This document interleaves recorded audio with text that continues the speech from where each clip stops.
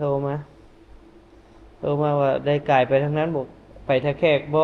โอ้คันไปจะบ่ไปแล้วคันบ่จำเป็นคันบ่จำเป็นแล้วบ่อยากไปนะ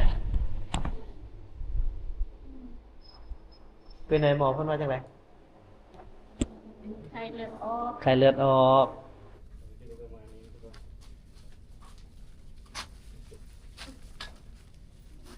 อืม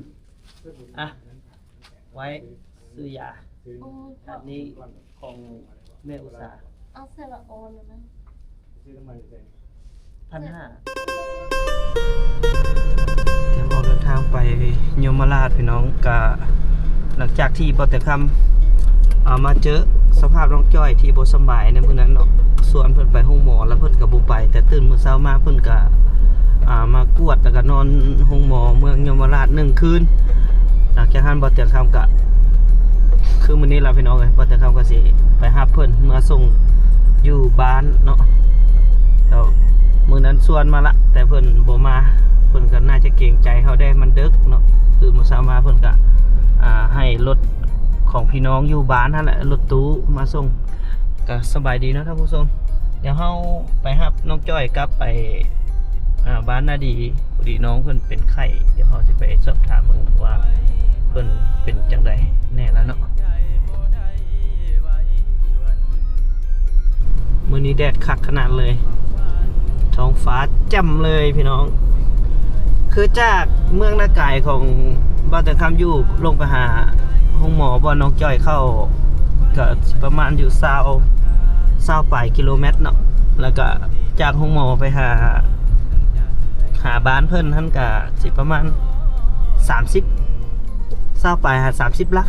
ก็รวมๆกันบ่แต่คำต้องเดินทางประมาณ50ปลายกิโลประมาณ50ปลายลักนี่แหละเพื่อที่จะไปส่งน้องจ้อยเนาะก็เพิ่นก็บ่ได้มีบ่อนเพิ่งที่ไหนพี่น้องเฮาก็ซอยกันแต่ว่าตอนเพิ่นมาหากันแน่นอนแหละถ้าบ่แต่งคำเอารถไปรับฮอดบ้านเพิ่นแล้วกลับมาเข้าห้องหมออยู่พี่นี่ก็ไกลสมควรอยู่นะรวมๆ100ลักถ้าทางดีนี่ก็สบายอยู่อันนี้มันเป็นเส้นทางเฮาอยู่แล้วก็บ่มีปัญหาขามาเข้าห้องหมอเพิ่นก็เอารถตู้ไอ้น้องป้องปลายเพื่อนนั่นแหละช่วยๆกันตามนั้นแหละช่วยเหลือเบิ่งแย่งกันยามเจ็บยามเป็นบ่เบิ่งกันยามนี้สิเบิ่งกันยามใดเช้านี้บ่ตอมเพิ่นก็โทรมาหาบ่เตียงว่าได้ไปทางท่าแขกบ่คันไปทางท่าแขกสิได้ฝากสาวจ้อยเมื่อนำบ่เตียงเลยบอกเพิ่นว่าคันไปเลยมันบ่ได้ไปอยู่แล้วทางยากขี้ค้านไปแต่ว่าก็สิตั้งใจไปส่งสาวจ้อยเพื่อให้ฮ้อนเฮือนแต่ว่าถ้าให้เป็นทางผ่านโอ้บ่ได้ไปแท้แล้วพี่น้องถ้าบ่จำเป็นแม่นบ่ไปอีหลีอันนี้มันก็ จำเป็นเนาะยามเจ็บเป็นคันเฮาบ่เบิ่งแย่งกันยามนี้ก็บ่ฮู้สิเบิ่งแย่งกันยามใดนะบ่เตียงก็เลยต้องได้ตัดสินใจเอารถลงมารับน้องจ้อยเมื่อบ้านเพิ่น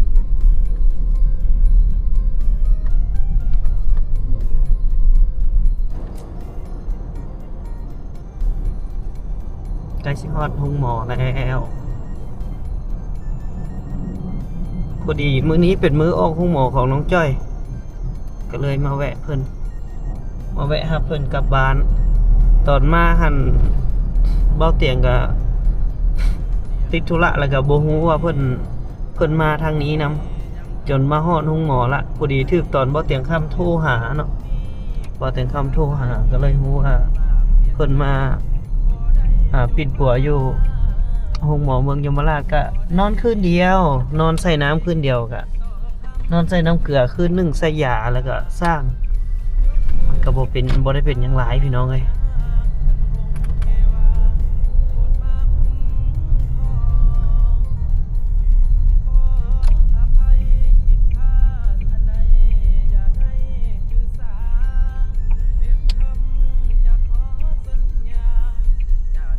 อยู่จุดใดมองใด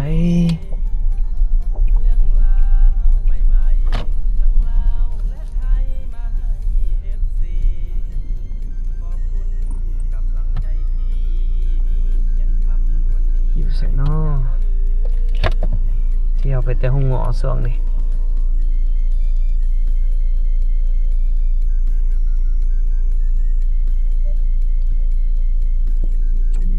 เดี๋ยวโทรหาเพื่อนกันหน่อยหนึง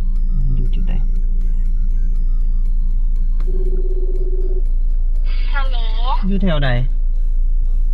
อยู่ตึกสุขเสริญ อ๋ออายุตอนหน้าสุกเสริญนี่ เลยเลย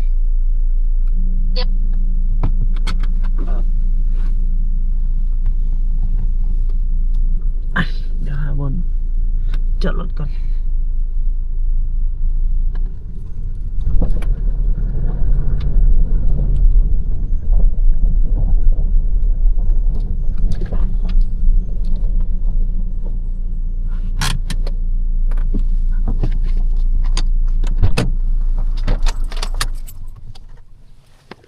อึ๊บ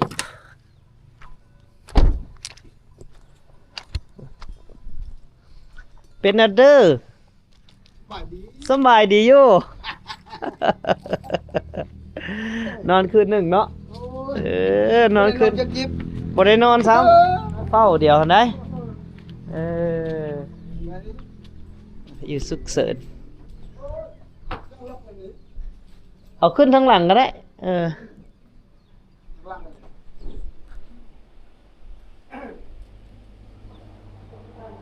เป็นได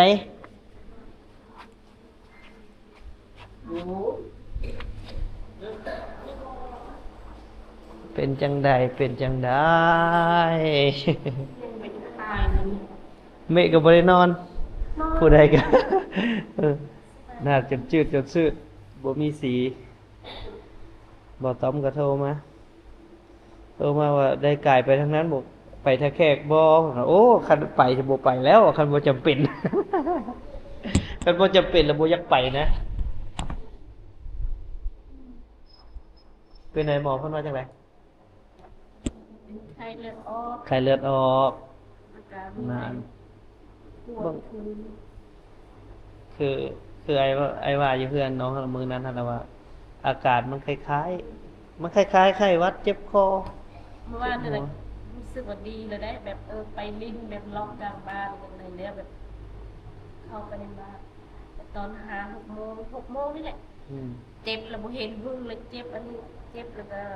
ท้องมันลอยตา เพราะว่าพวกไข้นี่หามันสิขึ้นลง ไปตามแขนขาเนี่ยมันยุบยับเป็นยังไง ไอ้เดากับอันอ้นกับแม่นเป๊ะเลยเดากับอ้นแล้วเพราะว่า ไปหมอมหาไส้เพราะว่าบ่มีหยัง ปวดบ่ค่อยเห็นไหน บ่ได้กวดไอ้เตียงบ่ได้กวดซ้ำมีแต่เว้าอาการบ่ได้เป็นหยังมีแต่เจ้าเอายาปลาแล้วก็กลับบ้านบ่ได้กวดซั่นนะ ปวดเลือดนี่ ไปคลินิกแล้วก็เขาก็กวดให้สักยาให้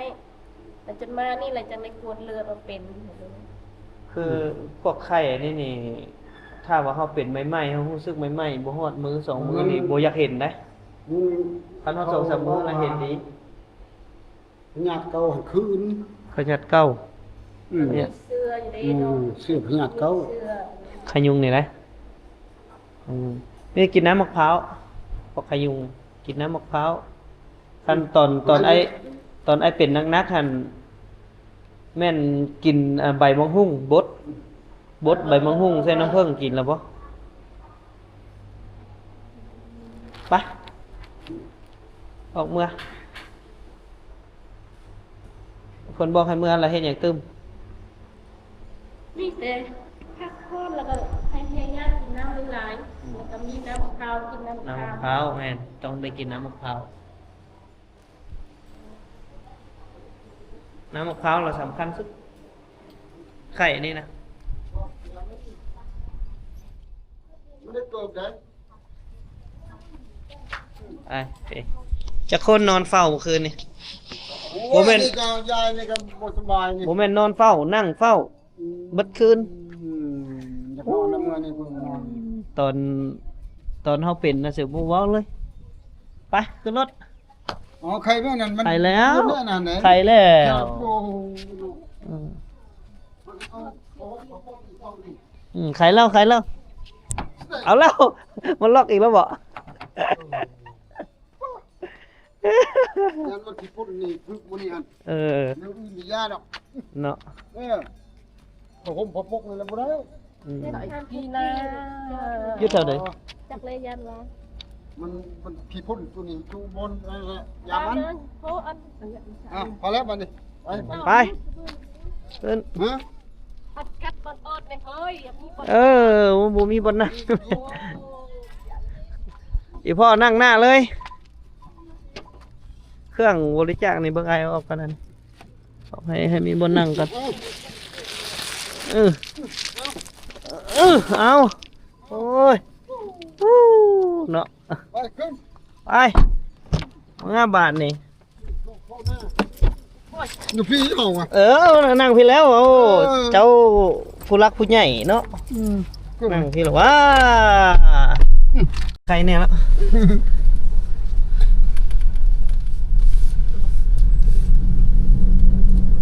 แถวละโคกแล้วมีมันบ่ ผมมีนะแถวนั้นนะ เขาจีนี่แถวไหนเนาะ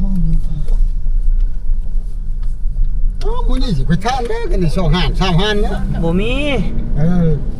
บ่ค่อยเห็นเขาขายนะเขาจีนะ ผมให้รถได้สนาพุ่นผมไวสิพุ่น เนาะเขาก็ไวแท้ ไวสิ เขาแล่นไวแท้โอ้อยากได้ตังค์นี่เด้อยากได้บ่ โอ้ไปบ่อยากได้ในโครงการเว้า โครงการบ่นี่ เวลา อยากได้จักหน่วยเด้เอามานั่งตัดคลิปโอ้คักเลย โอ้ยเจ้า เขาจี อืม ไม่มีข้าวจีเอาเป็นขนมแบบลักษณะคือข้าวจีได้บ่ บ่ได้อยากกินกับตัวข้าวจีนะ จี โอ้เมื่อ ข้าวจีใส่นมมัน มีแต่เมื่อแล้วก็เอาข้าวปั้นใส่นมแล้วก็ไปจี้ ไปจีในไผ่เนาะ แม่น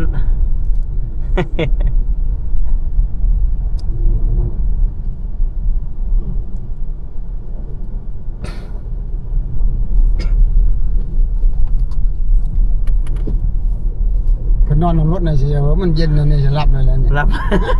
รับเลย ตายรถนั่น อันเนาะ ตัวมันไปช้อนนักเรียนหรือไผขา คือบ่ค้ำมาเอง เฮ้ยมันก็บ่มาแล้วผู้เดียวมันผู้เดียวรถนั่น เนาะมาบ่ได้เนาะ มันมาบ่ได้มันต้องมีคนนั่ง ได้เฮ็ดได้จ้างวะ ไอ้จ้าง ไอ้น้อง ไม่ได้แม่นตัวนี้ได้นี่ครับบ่ได้เนาะ มีน แม่นบ่ ใส่เลยเปิดแล้วก็ปูจระเข้ โทรบอกเพิ่นแล้วว่าไอ้มาทำนะจอย ไม่โทรแดด บ่เลย แหมความหมายว่าเราว่าคันสิเบื่อแล้วโทรหาเอ้ยเด้อแล้วมาสิ เฮาบ่โทรก็แสดงว่าเฮาบ่ได้ใช้บริการเพิ่น เจ้าคนนักตี เราไปสอนติ นะ เวียกงานเขาเจ้าเฮ็ดอะไรซั่นคนบ่มีเวียกคือเฮานี่ใครแท้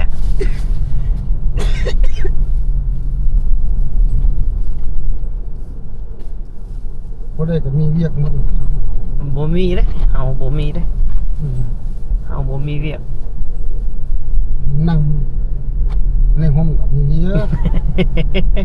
เนาะว่าบ่มีเวียกแต่ว่า1 โมงบ่ได้นอนได้แต่ละมื้ออะจักเฮ็ดอีจัง โอ้มันบ่แพ้แล้วอยู่ เนาะ จะคลายเครื่องแล้วมันบ่แพ้แล้วเนี่ยเฮ็ด เบิ่งลูกก็บ่แฮง โอ้ตอนนั้นลูกเช้าก็อยู่บ้านตะกี้ บางเทื่อนั้น1 โมงแล้วเขามาส่งดอกเพิ่งเราบ่ได้นอนก็มีเก่งเลย โอ้ คนดอกเพิ่งลง เนาะ เพิ่งดิบครับ แล้วเรามาจี้อีกแมันบ่ แล้วก็ให้ย้ายให้คน อย่าให้คนไปจี้เนาะ จี้อีก อืม มันแห้งพอมันแห้งมันใครแน่มันเมียนผู้เดียวมันได้ เฟมไอเวียดอย่าเฟมโอ้ยเจ้านี่ฟ้าวแท้เอาคันนั้นไปนะได้บอดนี่ มันจะจอด เฮานี่ละจอดเนาะ เฮานี่แหละจอด เฮารถน้อย โอ้โอ้เป็นตะยานแท้โอดเอ็ดมานะนี่ เฮ้ยมันเลี้ยวไปนู้นเข้าไปในพุ่นถาม เดี๋ยวมันเลี้ยวว่ะพี่ละดีทางขุมไปเบิ่งของกินซะ ทีนี้ก็คุ้มบ่แม่นพระนามเพิ่น เขาบ่เก็บเงินบ่ ฮู้แหละ เอาเขาไปเลือกเบิ่งโพะ อืม เจ้าไปซื้อสั่งให้เมียกินซะเมียหิวแห้งล่ะ พี่แม่ก็สิไปเอา ผมไป ให้พ่อไปเอาเนาะเดี๋ยวเขาจะเอาใส่หินแล้วได้ เอ เนี่ย อ จะเอาใส่หินแล้วเนี่ยโลละเอาหินนี้มาใส่ละลายละยองคือเรียกเลยอะสำเร็จล่ะคักแล้ววันนี้ รุ่นลูกนี่ก็บ่ใหญ่นะ รถโลบ่ใหญ่เนาะคือว่าแตะก้อนมันล้นตีนหนามบุเนาะรถโลเนาะ อืมนี่มันบ่มีอะไรติดน้ำมัน นักเอาแบบบัก50 ตัน อืม โอ้ยขี้งอนำเส้นทางพวกนี้ล่ะ อ๋อบ่คิดว่าจังได๋ก็เฮ็ดโดนดอก อีก30 เดือน อดใจรออีก30 เดือน อืม อยากเที่ยวบุงเด้เส้นทางคักๆเนาะ เดี๋ยวไป6นาทีนี่ อืม เอาออกเลยก็ได้ โอ้ ตายเนี่ย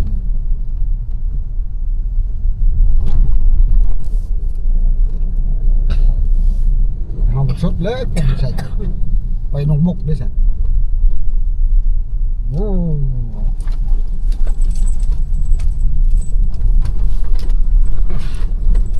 ก็อยู่ในกะลาเด้อตอนนั้นก็อยู่ในพลาหัน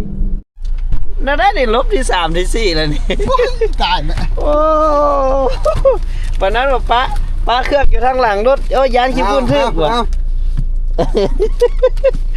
มาแล้วมาลงรถไปพัดบ่อันนั้นประตู มันไวโพด มันไวโพดข้างหน้าโอ้ยข่อยต้องได้เที่ยวอัดให้เพิ่น บ่ไวนั่นนี่ โอ้รถก็หลายแฮง ให้เขาขายกันพูดเลยเด้นี่คำว่าเขามันจะได้ใจเขาเขาบ่ได้ใจเขา เนาะ โมเมนต์นั้นนี่เดี๋ยวเขาบ่สบายแหละเขาอยากได้ใจ เอาก็ได้ตามใจเลยบ่ซั่นเขาสิเอิ้นว่าคนไข้บ่ มันคือคน เท่าแต่อันห่างกายตัวเองก็ยังพอแห้งแล้วนะเดี๋ยวนี้นะว่าวี แล้วมันเป็นเรื่องธรรมดาเขามองโลกในแง่ดีเอา ก็เนี่ยมัน มองโลกในแง่ร้ายเขาก็อยู่บ่ได้ มันบ่แม่นแนวให้อะไรนี่ เนาะ ให้นะคนบ่สบายให้ก็ให้เติมหน่อย เนาะ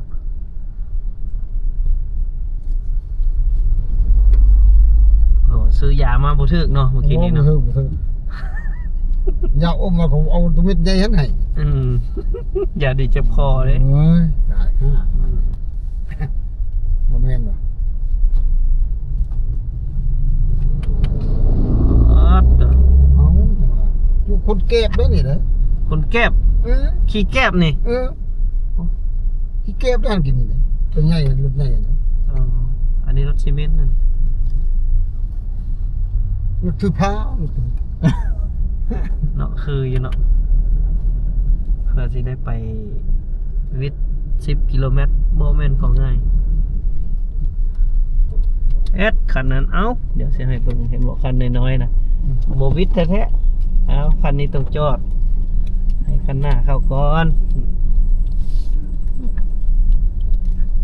เดืองด่างโอ้คันแม่นถือผ้าไปเกิดลูกนี่ยันเกิดในรถแท้ได้นี่เนาะมันโยกนี่เนาะคันไปห้องหมอก็มันเกิดง่ายนะ คืนนี่เองตึกเลยจ่อยเจ็บหัวฮอดใส่เลยนี่ คือนะ ฮอ เพราะว่า ดเจ็บ เนาะ จำสอดกายนี่อย่าว่าพูดนะว่าเราจะจำสอดกายด้วยนี่ซ้ำนี่แหละติดแล้วหลงตอนเช้าบัดบ่พันไหนนะ รถมันเริ่มมาหลายตอนสวยๆไปหาแรงเนาะ นี่นะเขตนี่นะนี่เขต10 โมงขึ้นเมื่อแล้วไปแล้วโอ้บาท โอ้จังมาเขียบจังไอ้สั่งเนาะหลายแต่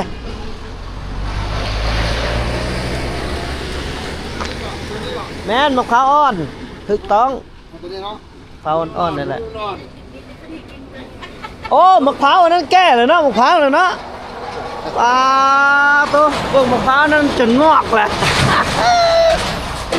เอาจังหน่วย มือเดียวนี่นะ เออดำหน่วยนี่ พ่อ โอ้หน่วยเดียวมันสิได้ลงไปสั่ง เอาไม่แน่ฉัน หมูลายก็ กำ จัก เงินก่อนอีก 2-3หน่วย โอ้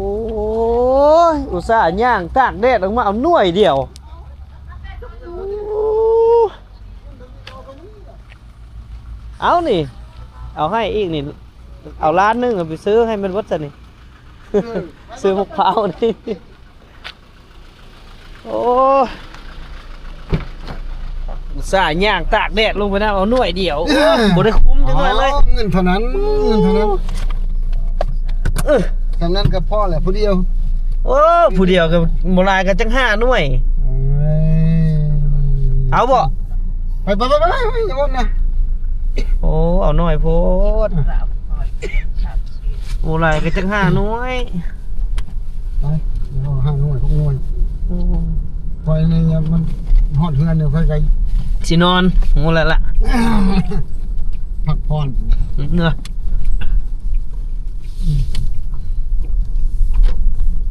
โอ้น้ำแห้งแล้วเนาะวันนี้เนาะคันน้ำมันฝนมันเศร้าตกมันแห้งเลยเนาะเรียบร้อยเลยนาผืนนี้บ่ได้กินผีนี่ มันจังอันนั้นจังว่า บ่แม่นเกือบคู่ปีบ่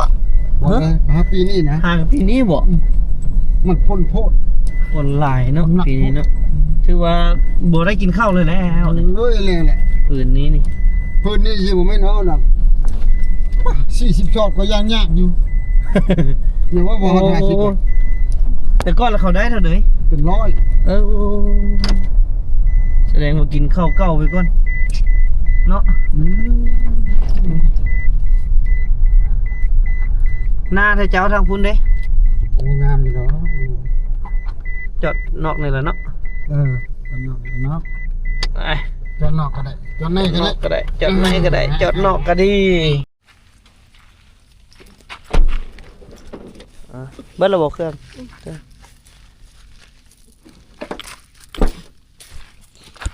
ไปยังบอกยังมะพร้าวเดี๋ยวเขาเอาให้หมอนเนาะ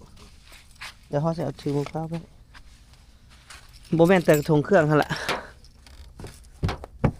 หมอน2 หน่วยฮะอึ๊บเบิดแล้วพ่อเบิดแล้วโอ้ย นี่เป็นโทษแล้วหันเป็นโทษแล้ว โอ้ยเจ้าคือบ่เลือกครั้งแน่ เฮ้ยกันไหนเฮ้ยกันไหน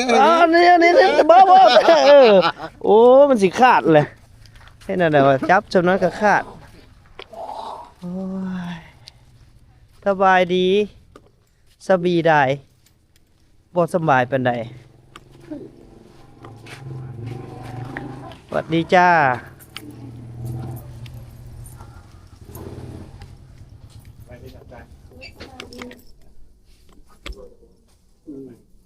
มันได้สั่นมาปูแล้ว เอาปูเลยแม่ปูนะโอ้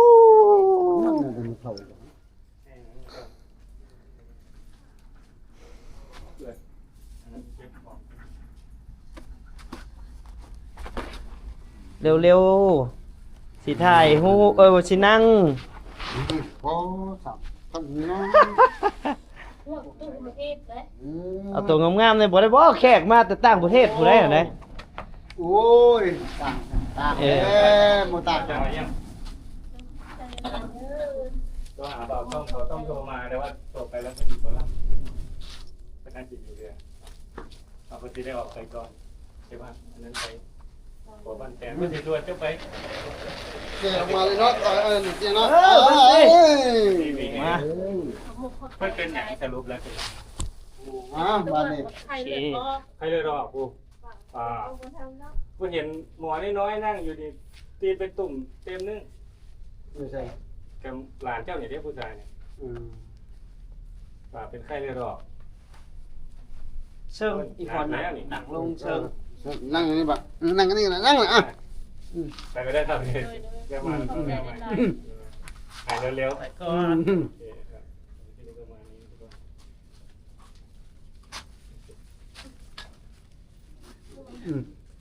อ่ะไว้ซื้อยาอันนี้ของแม่อุตสาห์ เอาใส่ละโอนนะ ซื้อน้ำมันอยู่ไหน 1,500 อันนี้บ่แม่นน้ำมัน คุณหมายว่า น้ำกิน ใส่ละโอนหา อ๋อ ก็วัฒนา บ่แม่นน้ำมัน ยังใส่ละโอ โอ้ น ไอ้ได้ร่วมงานไอ้กระถอนให้เลยเอาไว้ขอบใจเพิ่น ขอบใจแม่อุตสาห์เนาะเพิ่นก็โทรมาตลอดแหละเป็นห่วงเนาะก็ต้องการขอบคุณทุกคนเลยพี่น้องทุกกำลังใจ ตอนนี้ก็หาก็มาฮอดเงิน เจ้าจะรู้มา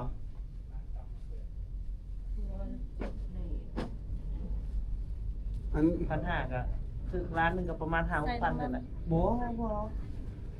เพิ่นก็ให้อายุ500ไอ้ก็เอาตัวนั้นใส่กันไอ้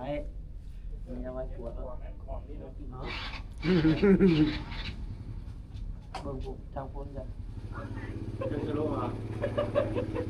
เกินแล้วเงาก็ยังมาอีกนะโอ้ย โอ้ยมัน ยันจะขายรูปเนาะโคตรสแหละ ก็ถ่ายอยากถ่ายนะฮะไล่คนไหนคนขบวน ก็ให้น้องรักษาตัวเองดี อัน ๆรักษาตัวเองดีๆแน่ ไปในป่าวันนั้นก็ดีฮะ เพราะว่ายามบ่ต้อมเราบ่อยู่ก็มันก็สิว่าจังไดมันก็ยากหลายแนวครับยากหลายแนวเด้อายก็อยู่ไกลก็บ่แม่นว่าบ่อยากดูแลแล้วก็เบิ่งเส้นทางกันแหละพี่น้องโอ้ยคันมาหากันนี่ก็บ่แม่นธรรมดา โป่งบ่อยเนี่ย บ่แม่นธรรมดาการนี้ก็ต้องเข้าใจแม่อุตสาหเพิ่นก็ว่าบ่ฮู้ทางสิโอนไปทางไหนแหละว่านอกจากบ่เตียงนี่แหละก็เลยโอ้บ่เป็นหยังแม่โอนมาโลดว่าถ้าว่าลูกบ่ได้ลงไปก็สิโอนไปให้วัฒนาให้วัฒนาเอาให้เอาได้นั่นแหละโอนก็เลยโทรมื้อเช้า เรีย นี่ น ว่า ที่ สิมาส่งน้องก็เลยถอนมาให้เอา อันนี้ยิงมันเนี่ย อ้วนนายๆเป็นสรุปแล้วก็เป็นไข้เลือดออกเนาะไข้เลือดออกไข้เลือดออกนี่กินมะพร้าวน้ำมะพร้าวหลายๆกินน้ำมะพร้าวนี่ซอยได้หลายเลย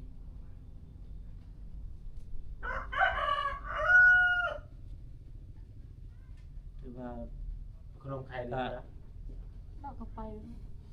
บ่ต้อมมันก็โทรมาแล้วพี่น้องโทรมาถามบ่เตียงละบ่เตียงก็ไปเห็นกันอยู่ก็ไปมาหาสู้กันอยู่จังไดก็ขอบใจทาง FC เนาะที่เป็นห่วงเป็นใยเพิ่นทุกคนนั่นแหละถ้าเฮาก็เบิ่งแยงดูแลกันแบบอ้ายแบบน้องซั่นนี่ล่ะซ้ำเฮาเบิ่งกันได้คันบ่เรือก็บ้าก็แห้งก็บ่มีปัญหาหยังเฮาก็ไปมาหาสู้กันอยู่บัดหลักๆก็ถ้ามีแต่แม่อุตสาห์แหล้วเนาะขอบใจแม่อุตสาห์นี่แหละที่ว่าโทรเพิ่นก็โทรมาเรื่อยๆโทรมาตลอดอยู่ มื้อเช้านี่เพิ่นก็โทรมาตลอดอะ นมหมกเป็นมูลวะ มีนิตยาน้องเว้าในเตียงนึงเอง เอ้าได้ได เว้าในกินนึงอะ โอ้ยาได้บ่กินเด้อ